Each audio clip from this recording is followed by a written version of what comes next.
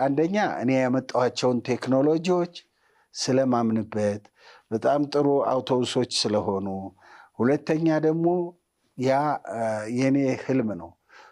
አንዳንድ ጊዜ ቢዝነስ የምትሰራው ለትርፍ ብቻም አይደለም፣ ህዝብህንም ታገለግላለህ። ሀብት እንድትፈጥር የሚያደርግህ ህዝብህ ነው። ይገዛሃል፣ ይሸጥልሃል። ከሱ ተነስተህ ነው ሀብት የምትፈጥረው። ይሄ ህዝብ ደግሞ ድሃም እንደ ድህነቱ፣ ሀብታም እንደ ሀብታምነቱ፣ መካከለኛ ነዋሪም እንደ ነዋሪነቱ አገልግሎት ካልሰጠኸው የአንተ ሀብት ማግኘት ትርጉም ስለሌለው እንዳንድ የማህበራዊ ግልጋሎት ትራንስፖርት ከምግብ ያላነሰ ዲማንድ ያለው ነው።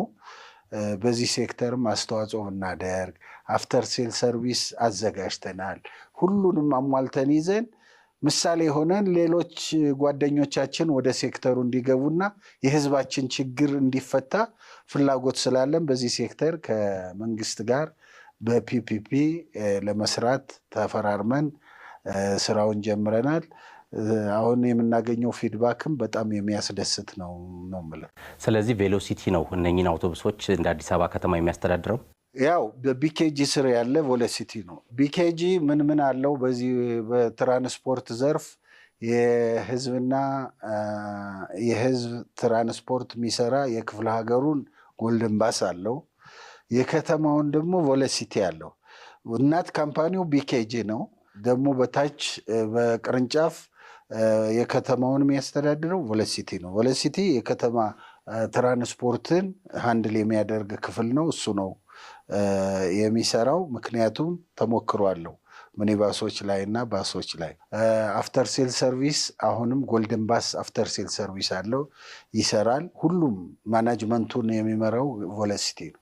መንግስት ከዚህ በፊት በነዳጅ ኃይል ለሚሰሩ ተሽከርካሪዎች ለመለዋወጫ ግዢ ወደ 1 ቢሊዮን አካባቢ ያወጣል። እንደምናውቀው ደግሞ የብዙሃን ትራንስፖርት ላይ ብዙ ባለሀብቶች አይሰማሩም። ምክንያታቸው አዋጪ አይደለም የሚል ነው። እንደ ቢኬጂ እዚህ ውስጥ ስትገቡ አዋጪ ካልሆነ በተሽከርካሪ ትራንስፖርት አገልግሎት ጀርባ አፍተር ሴልስ ወይ የጥገና አገልግሎት የሚባል አለ፣ የመለዋወጫ አቅርቦት አለ። ዝግጁነታችሁ ምን ያህል ነው ወደፊት ለመቀጠል? እንግዲህ እኛ ስንጀምረው የሚገጣጥም ካምፓኒ አለን። ከተገጣጠሙ በኋላ ደግሞ አፍተር ሴል ሰርቪስ እና ስፔር ፓርት የሚሸጥ ካምፓኒ አለን። አሁን ደግሞ የማናጅመንት ካምፓኒ አለን። ይሄ ማለት ሁሉንም ነው የገባንበት። ለምን ገባንበት ብትል ያው የፐብሊክ ትራንስፖርት አዋጭ ስላልሆነ የግል ባለሀብቱ አይገባም። ኢቪ ግን እንደ ነዳጅ መኪና አይደለም፣ አዋጭ ነው።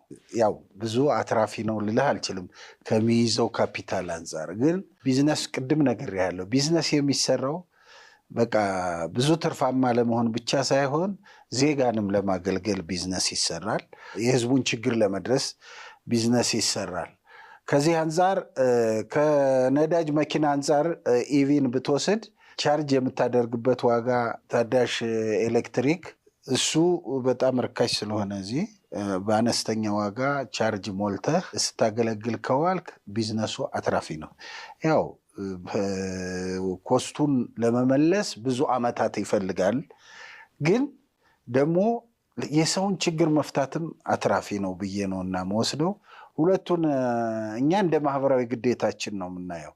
እኛ ምገባ እንከፍታለን፣ ድሃ እንረዳለን፣ ትምህርት ቤት እንሰራለን።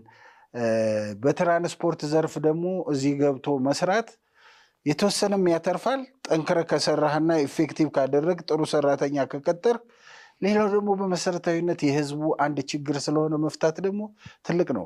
ችግሮችን ሁሉ መንግስት ፈቶ ሊጨርስ አይችልም። ሁሉም ዜጋ እንደየስራ መስኩ ኃላፊነት አለበት። የህዝብን ችግር መፍታት፣ የወገንን ችግር መፍታት ቀዳሚ ተግባራችን ነው እና እንደ ቢኬጂ በጣም አትራፊ ሴክተር ባይሆን ራሱን የሚችል ሳብሲዲ እንዲደረግ እንደ ቀድሞ እንደ ከተማው አውቶቡስ አንፈልግም። እኛ ሳብሲዲ ሳንሆን ከተማው የሚያወጣውንም ወጪ በተራዘመ ጊዜ እየከፈልነ። ሁለተኛ ባሶች ተሎ የሚበላሹ አይደሉም። ኢንጂን የለውም፣ ብዙ ነገሮች አትቀይርም። ባትሪውን ቻርጅ እያደረግ የምትሰራው መኪና ስለሆነ ረጅም ጊዜ የመቆየት እድል አለው። ትንሽ ኢኒሻል ካፒታሉ የሚሸጥበት ዋጋ ከፍተኛ ነው፣ ግን እሱን በአመት በሁለት ዓመት ውስጥ የሚመለስ ነው። ከዚህ አንጻር አትራፊ ነው። እኛ በሁለቱ ባሶች ስናየው ብዙ አትራፊ ባይሆንም የተወሰነ ግን አትራፊ እንደሆነ ለጓደኞቼ መንገር እፈልጋለሁ። ብዙዎቹ እዚህ ሴክተር ውስጥ ገብተው የህዝባችንን ችግር እንድንፈታና አገራችን በቂ ኤፊሽንት የትራንስፖርት እንዲኖራት ያስፈልጋል።